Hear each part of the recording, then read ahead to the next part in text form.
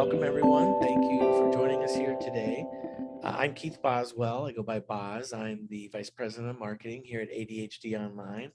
I have the pleasure of being joined again today by Lisa Woodruff, the CEO of Organize 365.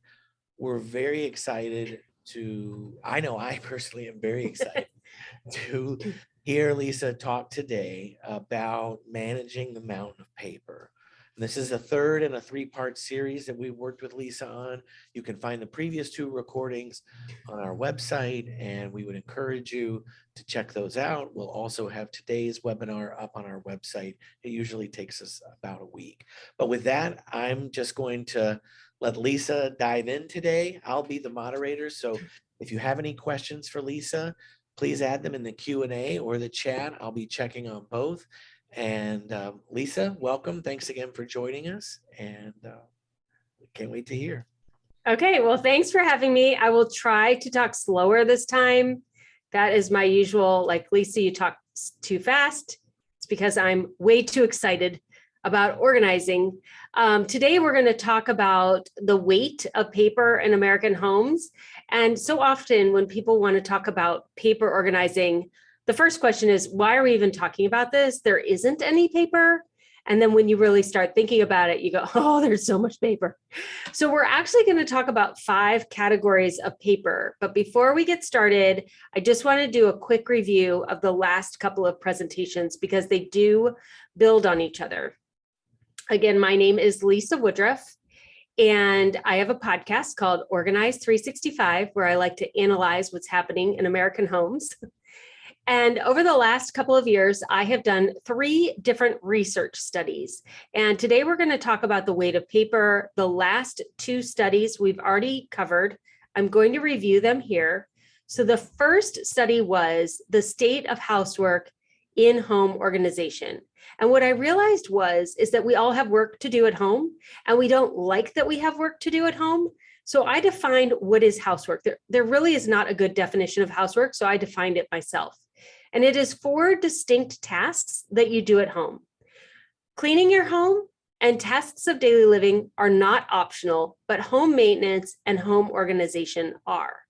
So cleaning your home, everybody knows what it means to clean your home. It's what any maid service would do when they're cleaning your home. And often we lump tasks of daily living into the cleaning category, but they're not really cleaning related. They're more of the person. Like if you go on vacation, if you move to a new house, you're going to take these tasks with you. Those would be laundry, meal planning, personal hygiene. And then we have 2 optional categories. The first one is home maintenance. If you don't own the place that you're living, then you don't have to do the maintenance. The landlord will do it. And the 4th category is home organization. And home organization is an investment of time today for a future exponential return on time. And the most wow stat that I got out of that first study was the fact that 84% of Americans believe that organization is a learnable skill. I was like, yes, Americans agree on anything. Like that is like amazing. But also they believe that it's a learnable skill. And I'm a teacher. I'm like, great, then I will teach you how to get organized. So I did my next study, and that was about the state of home organization in America, because organization is not the same as housework and cleaning. It's part of housework. And in that study, before I did that study, I did research in academia as to what had already been covered. And most of academia had said that home organization was an optional hobby undertaken by women, which is not what I feel home organization is. I feel that home organization is essential. But Americans, myself included, have Swiss cheese organizing. And I learned this idea of Swiss cheese from someone at my kids' school who specialized in ADHD. And she said that my kids had Swiss cheese learning and that their ADHD and their working memory caused them to not be able to recall sometimes the facts that they actually knew when they needed them to answer a question in class or on a test. And so that always stuck in my head as like, when you have Swiss cheese of something, like you know what you need to do or you know how to do it, but you cannot always recall it when you need it. And so I guessed, and that was the research, my like hypothesis was that we have Swiss cheese organizing in our house, and that there are 4 different categories inside of your home that need organizing. Your personal self, which is like your closet, your bathroom, your bedroom, your purse or backpack, your car, your morning and afternoon routine, like anything related to just you as a person. Then there's family organization, which is nearly impossible to get done ever, and for sure does not stay maintained. That's everything on the first floor of a 2-story house, like a kitchen, family room, living room, dining room, any shared communal spaces that you use on a weekly basis. And then there are these 2 hidden categories of organizing, which are your storage areas and your paper. And my guess was correct. We found that when we asked the same people that said 84% believe organization is a learnable skill, this is the grade they gave themselves on, do you think that you are organized in these areas? Like, do you think that your personal spaces are organized? Only 15% said yes. Do you feel like the family spaces in your home are organized? Only 14% said yes. Do you feel that the storage areas are organized? 13% said yes. Remember, 85% said it's a learnable skill. And this is exactly what I was thinking was happening in America. It's like, you believe it's learnable, other people have learned it, but you haven't learned it. So there must be something wrong with me. And if you're feeling that way, I just want to say you're totally normal. Like, this is a survey of over 1,000 people answered these questions, and this is what came back. And the most wow that I saw was, of all the areas that you can be organized, the highest one was paper. It's still less than 1 out of 6, but nevertheless, most people said that paper was the area that they were more organized in than others. 54% of people in that study said that they have piles of paper everywhere, which leads us to today and the last research study that I want to go over with you, which is the weight of paper in the 21st century American home. I have been obsessed with paper for over a decade, actually probably longer ago than that, when I had to settle my father's estate and be his power of healthcare. That's when I realized that paper was really important, and that if it wasn't my paper, how do you organize someone else's paper? So when I did this study, I thought about the paper that we have in our home. And if you look at these 5 categories of paper, the last 2 are the ones that you could find all of the solutions for when you go to the office supply store, or if you go to Pinterest, or if you hire a professional organizer. They are going to help you organize a filing cabinet and organize all of your important papers. But personally and professionally, when I would organize busy women, or when I tried to organize my own life, it wasn't the file cabinet or the important papers that I couldn't find. I mean, sometimes I couldn't, but it was the first 3 categories of paper that were a daily struggle for me. It was remembering things. Like, there's so many things that are running through my head all of the time. Really important things, really trivial things, great ideas, and then just wishes, hopes, and desires. Like, my brain is never ending. You probably already, in the short part of this webinar, have had plenty of errant thoughts, like, I need to get milk. Did we give the dogs their flea and tick medicine? When is so-and-so coming over this weekend? Did I make reservations for the vacation that we're taking? It's not your fault. It's not your fault that you think all these things when you're supposed to be learning in a presentation. It's because we don't have a place to put things that are in our brain. If we don't leave them in our brain, and if we take them out of our brain, how will we remember where we put them? Then kitchen counter piles, like, you think if you straighten up and get that to-do list done, they go away. They never go away. And then unorganized notes. Like, I'm a project person. I like a lot of projects going on at home. And where do you put all those projects that are in process? Like, I never knew what to do with that kind of paper. So I categorize all of this as what I call paper. And the book that I wrote is called The Paper Solution. It goes through a lot of what we're talking about in here. The research was done after the book was written, so the stats are new, but the concepts are in the book.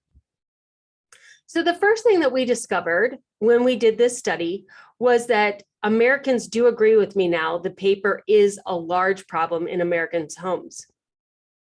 And when we started with mental piles and we explained what it was, we found that males and females both had a lot of mental paper piles. So mental paper piles, like I told you before, is what we hold on to in our head and we don't write down on paper. So 40% of men and 47% of women said that they always or often are struggling with all of the thoughts that are going on in their head. So this is important. 54% of Americans still use paper to capture their thoughts and to-dos. So in the chat, do you still like write down to-do lists, write down notes to yourself? I do it all the time. And I actually have doubled down on writing things down. I've gone to the point where I try to remember absolutely nothing in my head whatsoever. And we asked people in the study, we said, how do you think what do you think your stress, anxiety, and your feeling of overwhelmed, how would it help you, or how much does having to hold everything in your head weigh on you? And 70% of millennials said that they felt that they would have a reduction of stress and anxiety and feeling overwhelmed if they didn't have to remember so much in their head. And in this study, and in the study I did previously on Housework, it was amazing how much millennials really keyed into what we were talking about here. And there are a couple of thoughts I have, but I haven't done research on them. One, I think that the longer you live, you just kind of come up with some solution, any solution that works for you. But as I've talked to people who are millennials, they will say that, Lisa, we were told that we were going to have a paperless society and we wouldn't have to have paper and that we shouldn't have paper. So we have an even bigger problem because we're trying not to write things down because we're not supposed to write things down. I thought that was interesting. And I just want to tell you, your to-do lists are never ending. Like, you're never going to finish your to-do list and then not have one right behind it. Right? As you cross things off on your to-do list, aren't you just writing more things at the bottom? Or you'll throw away that piece of paper and rewrite the things that you haven't gotten done yet, and then write more things down. And I personally have found that I used to think that I could get my to-do list done. I now know that I can't. And the more overwhelmed I would get, the more I would not write things on my to-do lists, so I would be less overwhelmed. And I would try to cross off as many things as possible, even if they weren't the most important things, just so I could see less items on the to-do list. So a to-do list for me did not have me doing the highest priority work and caused me to stop taking things out of my head because it overwhelmed me. So I went to writing individual thoughts on note cards. So I took index cards. We just had way too many at our house because we'd overbought school supplies. They're very inexpensive. And instead of making really long to-do lists, I just took a stack of index cards and I started writing down every single thing I needed to do, a different thing on every single piece of paper. And after I did that, I felt so much release. Like, I didn't have anything left in my head. Like, I did this for like 40 minutes and there was literally nothing in my head anymore. It was the first time in a long time that I actually felt like I could read a book or watch a movie or do something without having all these different thoughts bouncing around in my head. And having those things on paper, it allowed me to really then look at everything that was there and start to organize things like they were decks of cards. All of a sudden, this thought that I had in my head, like, you haven't given your dog flea and tick medicine in 2 months, went from being a judgment on myself to an actionable to-do that I could hand to somebody else in the family and say, here, go give the dogs the flea and tick medicine and give me back this paper when it's done. It took all the judgment and the emotion out of it. And I was able to start sorting all these pieces of paper on the floor. Like, does this have to be done today? Does this have to be done this week? Is this just an idea that I want to save for the future? The relief of recording these ideas on paper is immediate, but there is a drawback to it because this will lead to your kitchen paper piles. Because where are you going to put all these little cards, all these little pieces of your brain that you now have out? I was on the back patio with my husband last night. I was writing some notes down and a wind gust came and 5 index cards scattered across the yard. I started running. I go, no, my brain is all over our backyard. And I went and grabbed all the little pieces of paper. So it's great when you have your brain back and you can start making decisions, but now you're going to have all these little pieces of paper everywhere. And if you and I know anything, little pieces of paper does not really match ADHD, right? So we started to talk in the survey. We said, okay, do you have kitchen counter paper piles? And always and often, males 39%, women 37%. I thought it was interesting that the male number was higher than the female number there. So again, do you think that you would have less stress, anxiety, and overwhelm if you could solve for your kitchen counter paper piles? We didn't say what the solution was, but if we could solve it, would that help you with your stress, anxiety, and your overwhelm? Again, millennials, 66% said yes. And you see the numbers titrating down. Again, they've either come up with the solution over time, or maybe they're already paper-based. But still, we're over 40% for every generation. So this paper we're talking about, this kitchen counter paper, in addition to all these little notes we've written down out of our head, is also all of the active paper. So in addition to your to-do list, you have ongoing projects, you have real mail that's come in. If you have kids, there's school papers, there are bills, there are prescriptions that need to be refilled. Sometimes it's not a paper, it's a library book that needs to be returned, or a receipt from something that needs to go on your taxes. And when you can get everything organized in your kitchen counter and written down, then you can remember where you left off last. So the third category of this active paper, in addition to the ideas that are in your head and the things that are on your kitchen counter already, are all of the notes and supplies that you have for projects that you have yet to start or you have already started, things that are not done yet. So we asked, how often do you leave papers out in your house because you're afraid if you put them away, you're going to forget that you started that project, or you're going to forget to finish it? 33 and 31% for males and females. And we asked the question, do you feel that you as an American will be able to achieve a paperless life? And 72% said no. Since asking this question, I really have doubled down on this and realized that we as Americans will absolutely never, ever, ever be paperless. And that's a pretty bold statement because everyone in the world is trying to get paperless. And the reason why I believe we will never, ever, ever be paperless is for two reasons. Number one, when you're born in America, you get a social security card and a birth certificate in physical form that you have to keep track of until the day that you die. In other countries like Japan, that is digitized. We are not digital. So from birth, we are not paperless. And the second is we're a capitalist society. So in the United Kingdom, they have socialized medicine, meaning that the whole entire medical community is government paid and all integrated. But in America, we are not integrated in our medical. We have pharmaceutical companies, and we have hospitals, and we have independent doctors, and on and on and on. And so there can never be 100% integration because of the entrepreneurialism of the United States. So we will never be paperless. If you're thinking, if I work hard enough, I will end up having absolutely no paper, that's not going to be a thing.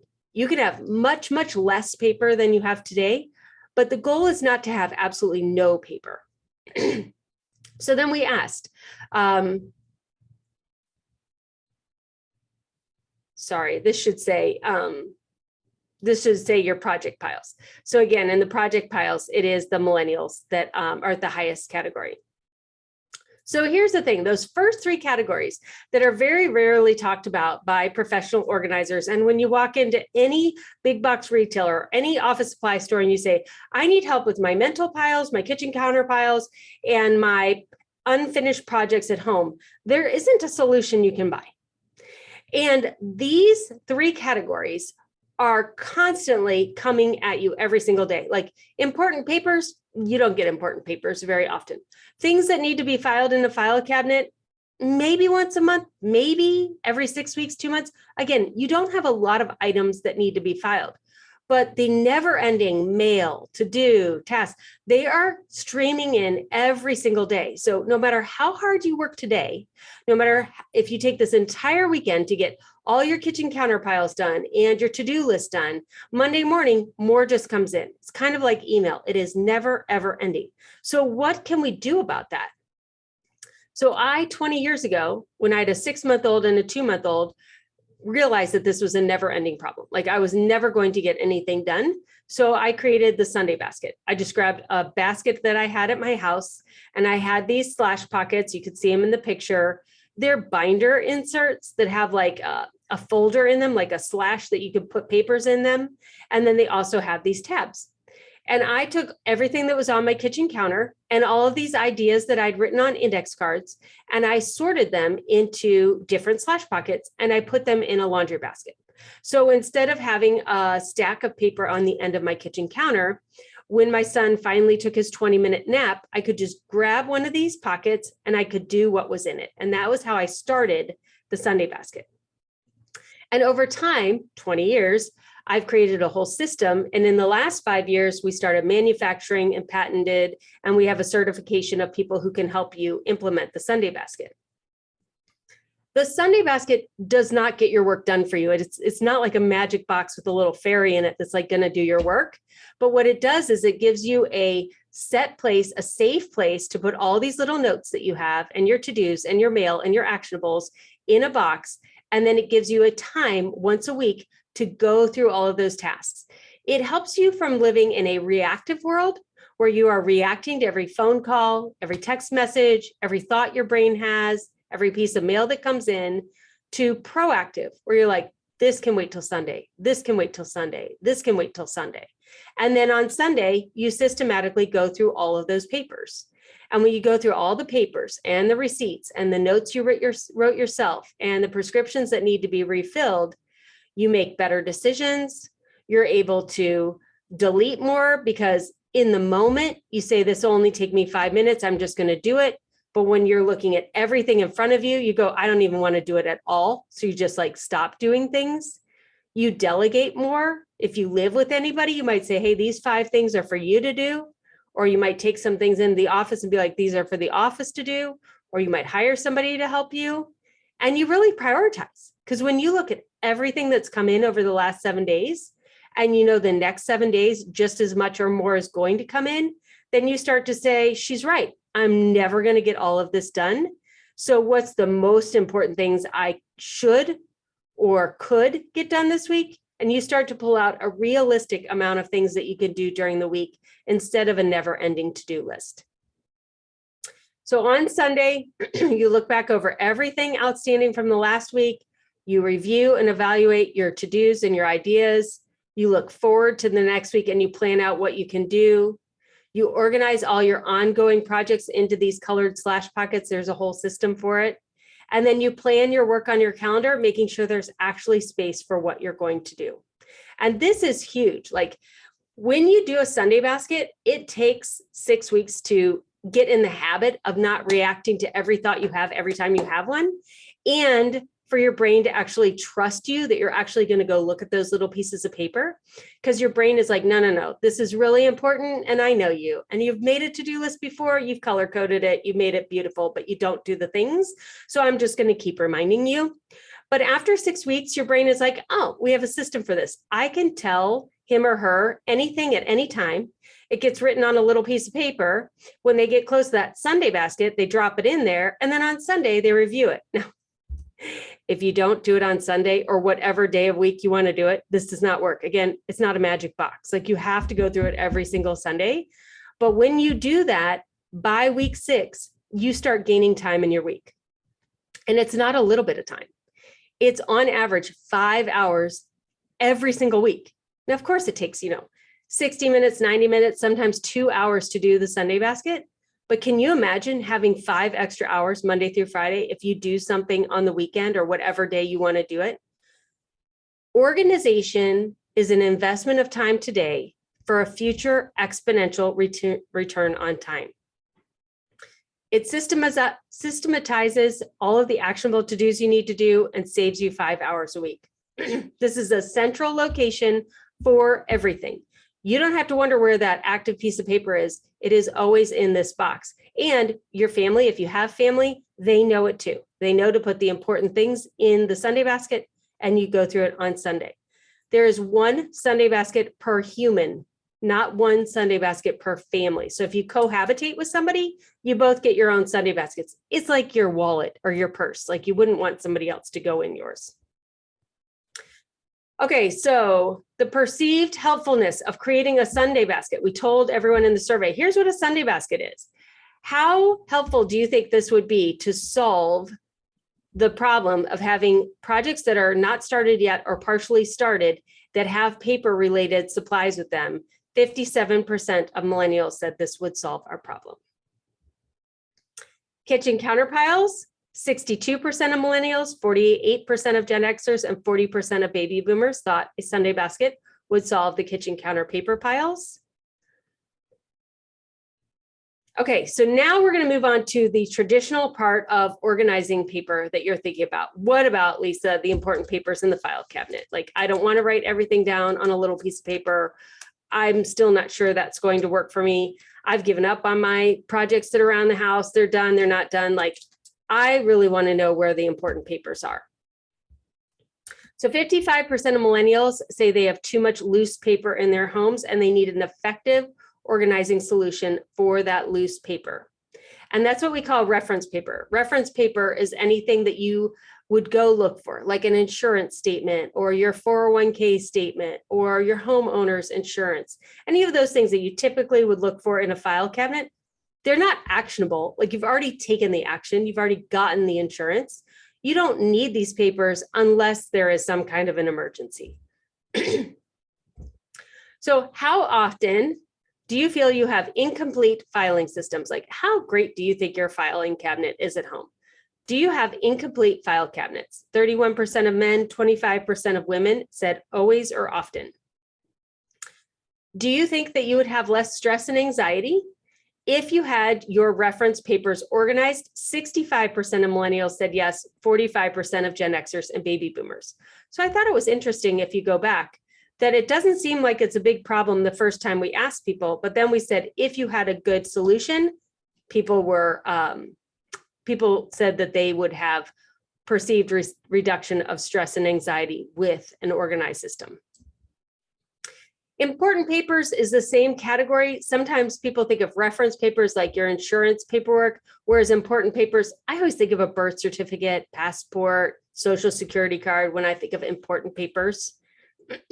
How often are you unable to find important papers? 30% of men, 22% of women said always and often. Do you think you'll have less stress and anxiety if you could find your important papers? 64% of millennials said yes. So here's the thing. When we talk about paper, you don't go to your file cabinet very often, right? Like you just don't go to your file cabinet very often. You only go there when there is an emergency. And after helping a lot of people get their home and paper organized, I'm usually called in when there's an emergency. Like I'm never called when it's like, oh, we're going to go to the pool today and then we're going to go to the zoo. And I was also wondering, how would I organize my file cabinet? Like I've never gotten a call like that in my entire life.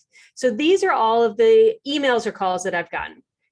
So back when Hurricane Harvey happened in Texas, I got a call from my friend. She had a medically fragile son and his service dog. They were in the attic with their hatchet and their Sunday basket and his medical paperwork. And she said to me, what do I do about the file cabinet? And I was like, you do nothing about a file cabinet. And why are you still in your home? I'm watching Facebook like all night long and in the morning, like so concerned for her and everything that was happening in Texas at that time. And I thought, Lisa, this is really bad that she can't do anything about her file cabinet. Like you clearly can't drag it up to an attic. And then the next week, I get a couple of emails from some of my clients out in California. And they're like, Lisa, we have the pets and the kids and the Sunday basket in the car and we're evacuating. What do I do about my file cabinet? I was like, get in the car and go. Like, why are you emailing me? You do not need to be emailing me right now. And so here I am in Ohio. We don't have wildfires in Ohio. We don't have hurricanes in Ohio, usually. I mean, we have tornadoes, but you're not going to grab binders in a tornado anyway. You don't have that much time.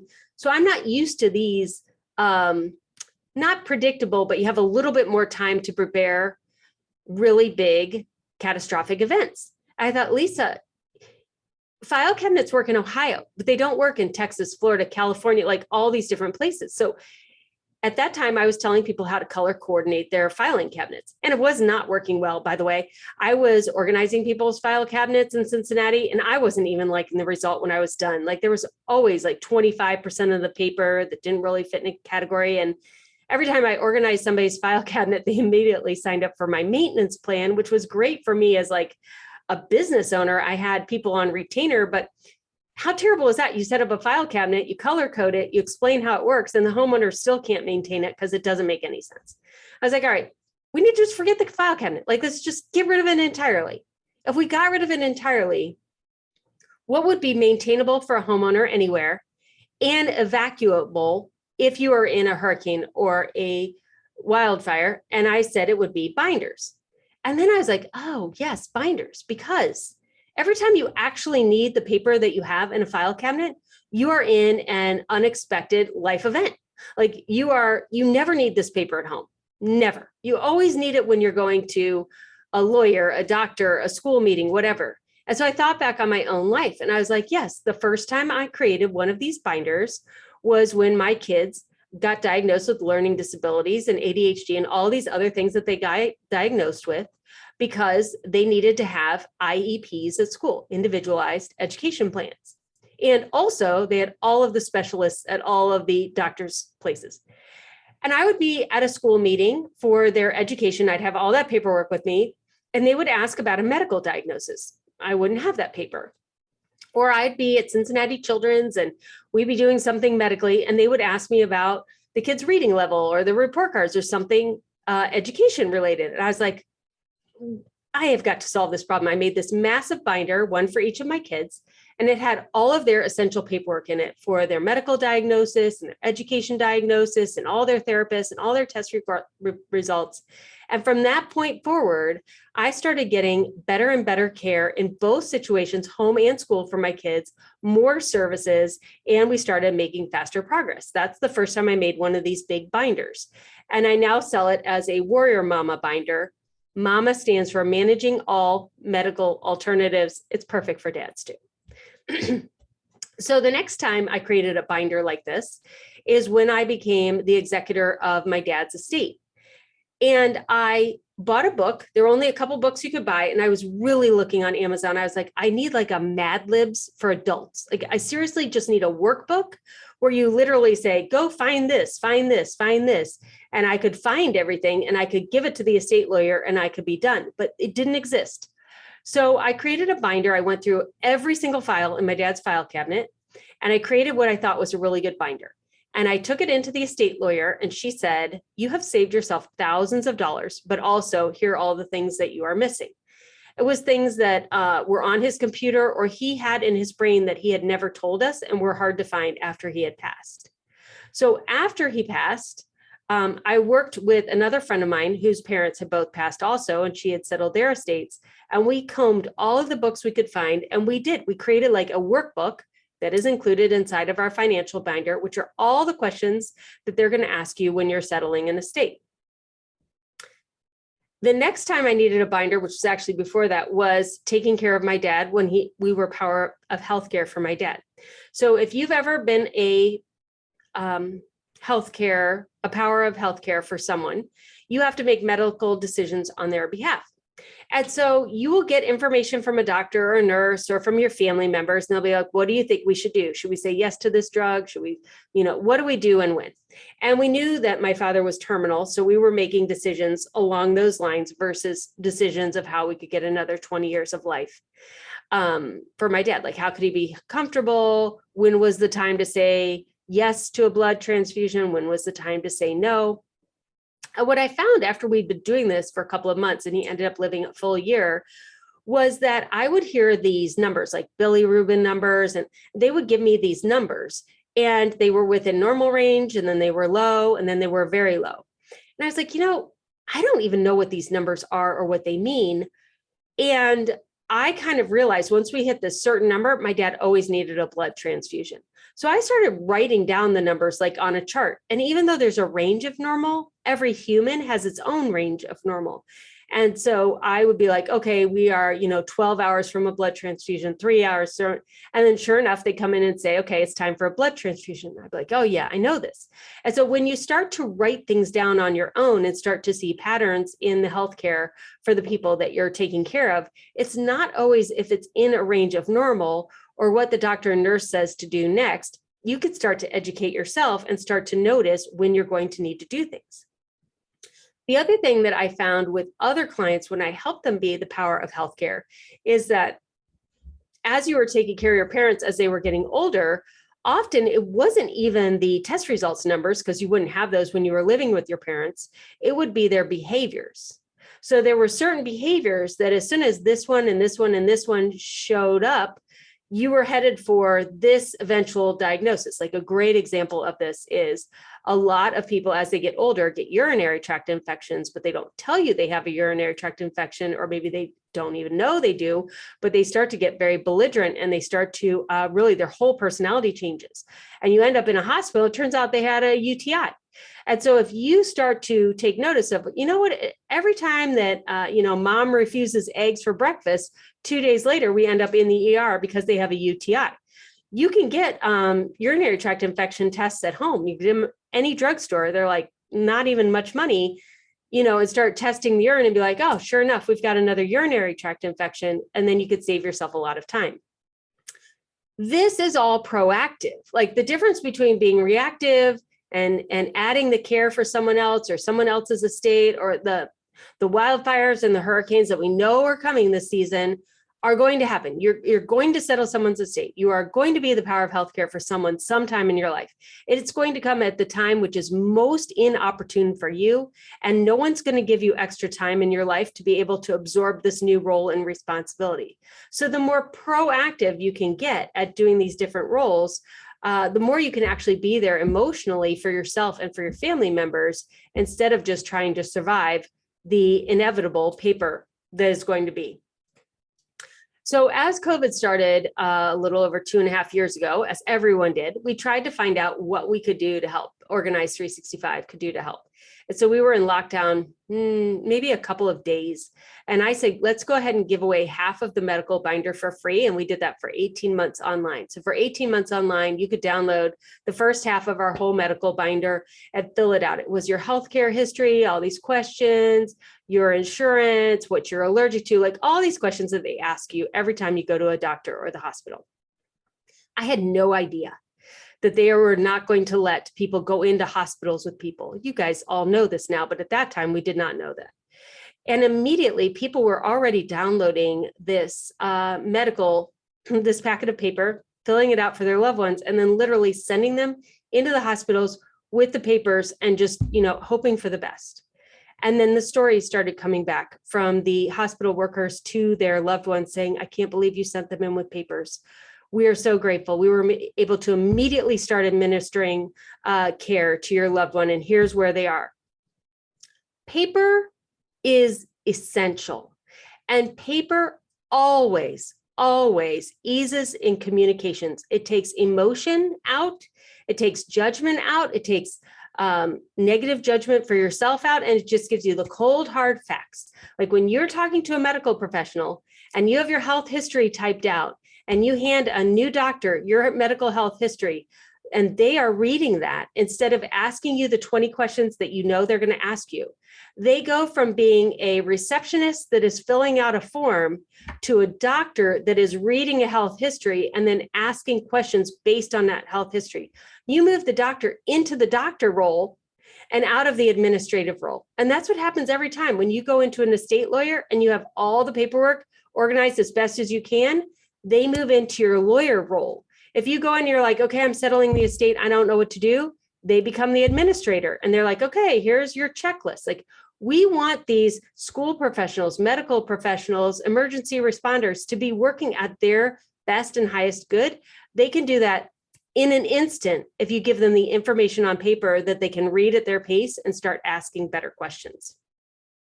So this is what we found in our results, that a strong majority of Americans believe that creating a set of household binders would help them find and organize their important papers.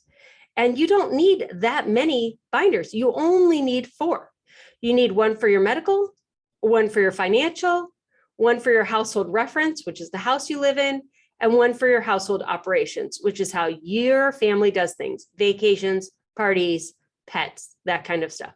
Household reference stays with the house, household operations travels with the family. That's it. You only need 4 binders. And then I mentioned that Warrior Mama one, that is for if you have kids that have IEPs or medical needs. So we asked, do you think that creating these binders would be helpful to solve your problems? 62% of millennials, 48% of Gen Xers, 40% of baby boomers said yes. And there are your numbers for reference papers. So over half of Americans believe solving even just one of these 5 types of paper issues will reduce their stress, anxiety, and overwhelm. Again, all the information that I just shared with you of these solutions are all in the paper solution. And at Organize 365, the purchase of the Sunday basket is first, and then the productive home solution helps you organize the entire house and has those binders included in it. And then we move on to organizing work third. You can invest as you go, or you can go all in. And I've set up all of the links to everything I talked about over at organize365.com/ADHD online. And that's also where you can find the free download of the book, How ADHD Affects Home Organization. Thanks, Keith. Absolutely. Wow, Lisa, that was fantastic. I mean, like always, you pack it in so much knowledge and research and energy, and I just love it. So I'm going to jump right into the questions. We've had a lot of Okay. chat, had a lot of fans of yours, people that are familiar with the Sunday basket. We've had a lot of comments, people talking about their experience and the positive experience they've had with the Sunday basket. So we've got a comment from Jamie.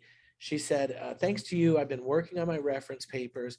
I actually have a meeting to do a will this week. Any advice? You have all your reference. If you have kids, so if you have kids, they're going to ask you about guardianship. And if your kids are over the age of 18, there's a potential for doing a will and a trust. So those are some things you might not have thought about, but they should have a packet for you to answer too, but that's going to really help you. That financial binder is going to really help you. Okay, great. Anne had a question, and some people had commented in the chat, but I thought it'd be great to hear from you.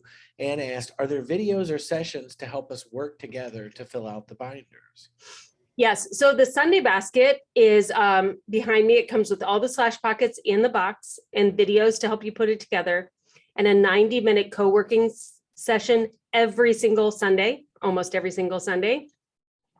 And the binders, there are videos to help you do those inside of the Productive Home Solution. And then we have a whole over 100 certified organizers that can work with you one-on-one or in small groups. And Elizabeth in the chat was saying, there's a video group. I'm in the Friday workbox group, and we meet and do our work boxes each week. Let's see what else. So we're sending people to the previous webinars. We've had people asking about those. Let's see. People are asking about adapting the binders. So someone just asked, I just graduated with 2 master's degrees last month. I'm buried in graduate papers and assignments. Will I regret throwing things out? We talk about this all the time too, just in reference to things our kids produce.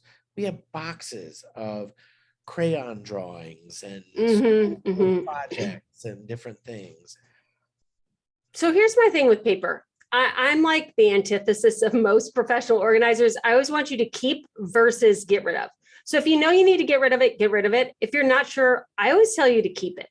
And the reason I tell you to keep it is because if you keep running across that paper, you're like, why didn't I already get rid of this? Is a totally different energy than, darn it, I wish I would have saved that. So I'd rather you oversave it. For kids artwork, summer is a great time. Just get a bunch of sheet protectors, that you put in binders. Grab any binder you already have, go get a fun binder, and then just have them put their favorites inside of the binder and then get rid of the rest. They're really good at picking, and you can also mail it to grandparents. They love that as well. As far as school stuff, or like I would say for me now, because I'm 50, so I'm not in school, but like seminar notes or things that I have like that, I tend to keep them And then I review them like a couple of months later to make sure that I remember it all. And then a couple months later, I'm like, okay, that's gone. So for your master's or graduate degree, I mean, that's a lot of money and a lot of time. So I would reorganize it as you put it away. I'd like go through all of it. You can cull out a lot of the notes you don't need, keep the ones you want. If you have like 8 binders, see if you can get it down to 2, and then keep those. But go through them on a regular basis, maybe every year. Okay, great advice.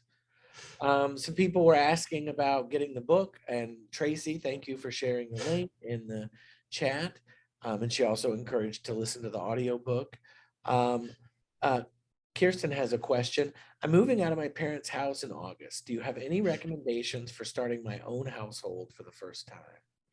Yes. So for people who are moving out of their home, they can do a launch binder. So the launch binder has a little bit of medical, a little bit of financial, and a little bit of household reference in one binder instead of having all 4 binders for a house. And I usually say if you don't purchase a house and you don't have children, you could stay in the launch binder your whole life. But once you have a physical house that you've purchased and you have kids, like you move into like you need all of the different binders. That one also is very much geared for people that are 16 to 25. I teach you how to do meal planning. How many clothes should you have in your closet? Like it goes with the whole, it's called a kids program. I know you're not a kid. I don't know what else, young adult program. All those hashtag adulting questions that you have that you don't need to ask, or your parents don't know how to tell you, or you really don't want to hear it from them, but you do want the answer. Those are all inside of that course, and it goes with that binder. Great. Gina asked a question. I know you mentioned your children having ADHD. She said, how did you help your kiddos with executive function? So they went to a special learning disability school here in Cincinnati that really helped a lot. There were a couple of specific things I did because they also had learning disabilities and a lot of comorbidities, which I'm sure you guys are all familiar with. Anxiety, they both had anxiety. I am an educator. So number one, I got them their own tutors because they don't want to learn from me. I tutored other kids. I got them their own tutors.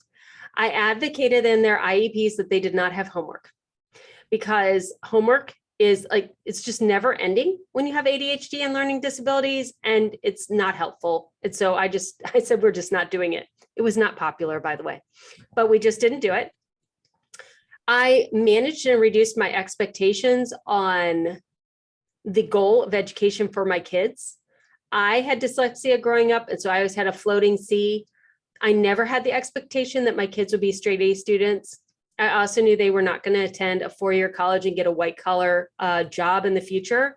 And so I really started pressing into when they were 12, 13, 14, what are they uniquely gifted at, and giving them as many opportunities as possible to figure out what their adult career would be. And then in the summer, we did a little bit of school, but not very much. And in the summer was when we really organized their bedrooms and got all their clothes stuff. And I did all the life skill teaching. And during the school year, they had absolutely no responsibilities, no chores at home because school was their work and it was exhausting for them. I don't give parenting advice, by the way, because none of that would be like parenting advice that would be in any book. Right. Well, here's a practical question Karen just asked. She said, it may be a silly question. It doesn't feel silly to me. How vulnerable is your highly personal information, like social security numbers, when it's sitting on a shelf in a binder versus in a safe or in a box at the bank? Thinking identity theft following a break-in, for example.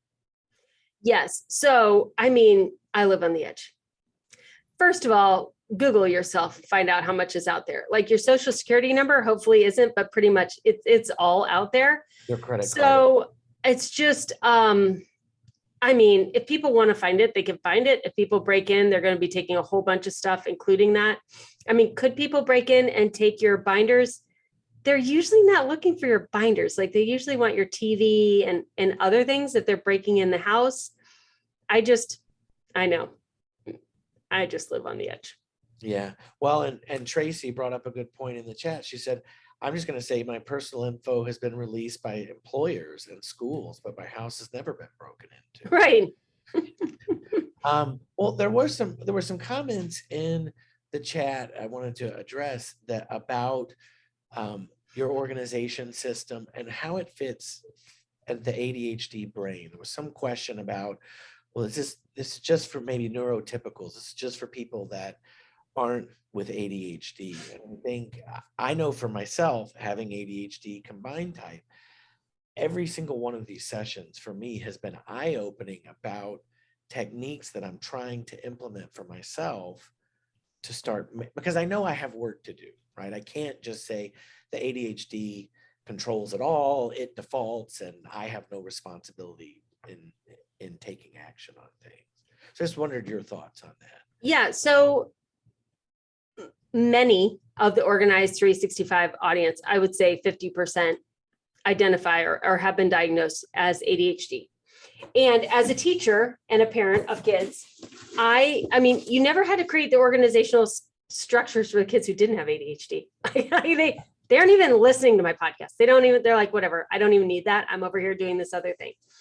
So when I created the system, I created it with every single learning style in mind. So that it's almost fail proof. Because here's the thing. I truly believe only teachers can fail to teach.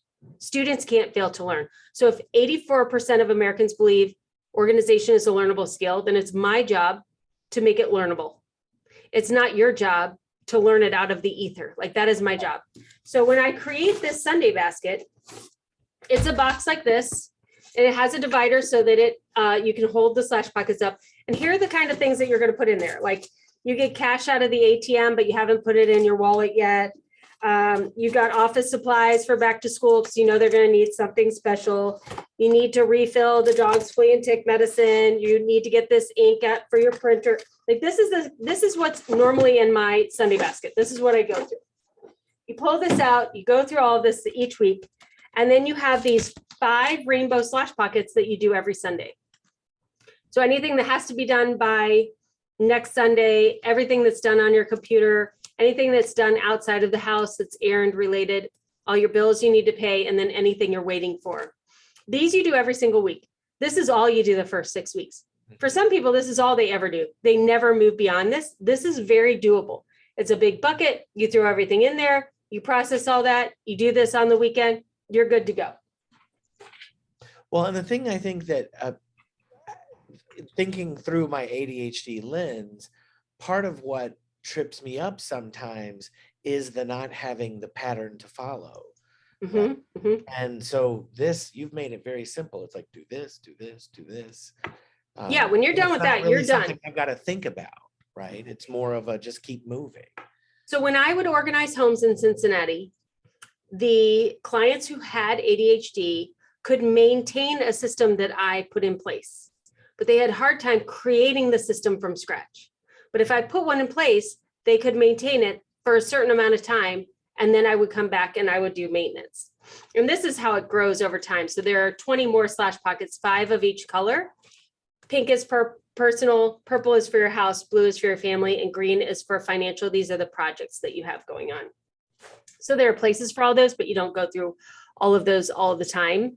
And so it is the, like, how do you create the system? So here's a great example. If you're going to do Dave Ramsey's envelope system and you're going to get out the cash, but you don't actually put the cash into physical envelopes and you try to remember it, like, you fail instantly, right? But now you could go on, and they actually have a wallet you could buy now that has the envelopes built in. Like, Rachel Cruz made one. It's really cool and pretty, and I want one just because I just want one. So not only are you having to find the envelopes that go everywhere, she's got it all built in, and you can do that system. You're going to be 50% more successful in the cash only method if you have Rachel's wallet than if you don't. Right. That makes sense. Because it's already set up for you. Right. Mm-hmm. We had another question from Julia, and I think this is something we've heard in previous webinars too. I'm feeling overwhelmed by all that must be done. I've heard you say to give tasks grace, but it makes me anxious to stop, and then I begin to spiral. Any suggestions to get to the goal? So task grace, like grace that you give yourself grace when you're kind of behind on your task, right? So I mean, I think that we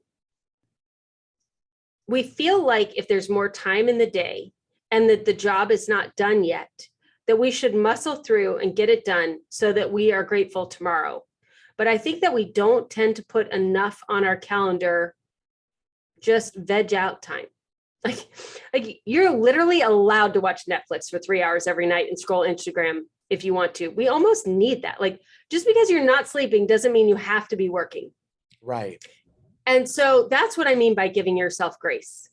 Now, how you get that task done, in my opinion, is that you keep going back to that same task until it's done. So let's say you want to go through your closet, like that's your task. And you're like, I'm exhausted. I just want to take a bath. I want to do something else. I say, great, go and do that. But then the next day or the next weekend, when you have time to organize, don't go in the kitchen. Go back to the closet and keep going.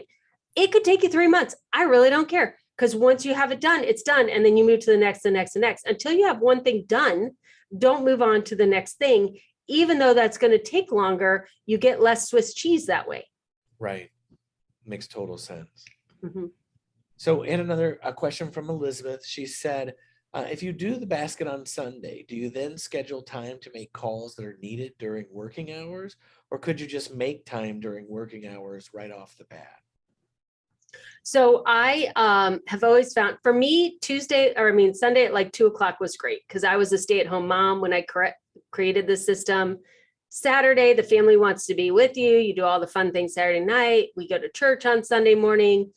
Afternoon, after we have brunch or whatever, everybody scatters to the four winds and I'm left alone on Sunday afternoon. That is why I do a Sunday basket on Sunday afternoon. No one really needs me.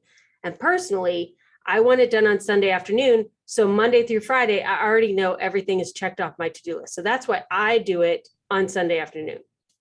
Yes, there are phone calls that you need to make during business hours, but it's usually it's not every week. And when it is, it's just like 10 or 15 minutes. I just write that on an index card. I put it with my phone. When I get to work the next day, I make those calls. Or when I wasn't working, once I got the kids to school or off to camp, I would go and I would just make those calls. So everything I can get done, I do on Sunday. The little bit that's left over on Monday, I do it on Monday. And then I have the whole, the next 6.5 days that I don't need to do anything again. Yeah. So there was a great comment because that time back, I think you talk about it a lot, but that freedom to not have the pressure and anxiety is huge. Jamie shared a comment. She said, I read a book by Kendra Aldachi, Lazy Genius, that says we have to decide what's important and focus on that and decide what doesn't matter and let it be. Another person said to decide when to bring your C game. Yeah, exactly. Yeah, not everything has to be done nothing can be done to perfection, and not everything has to be done to excellence. First of all, nobody even notices. No one notices. Stop doing 90% of what you're doing. And then the one or two things that people notice, add those back to your list and keep the rest off. Well, it's interesting. That really resonates with me because I remember when I was working in a large healthcare organization before, a mediator got brought in to help us try to start moving things along because we were in this big organization, things move slow. And he had this moment where he just said, look, you can all get to 80% together very quickly.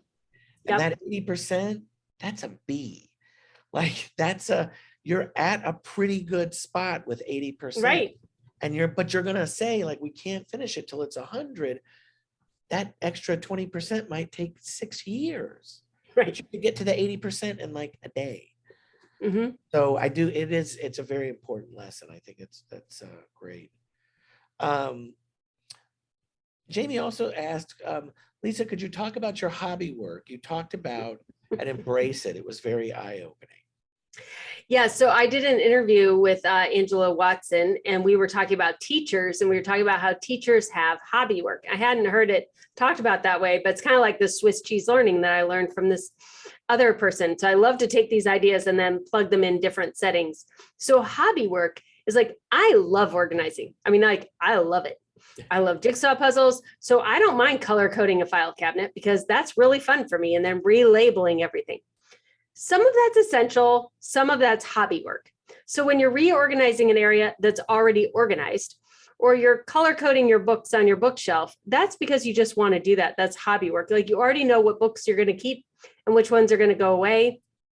It doesn't have to be to that level of organizing. But if it's your passion, it's what you want to do, that's fine. But sometimes I think everybody thinks they need to get to that level of organization and you really don't.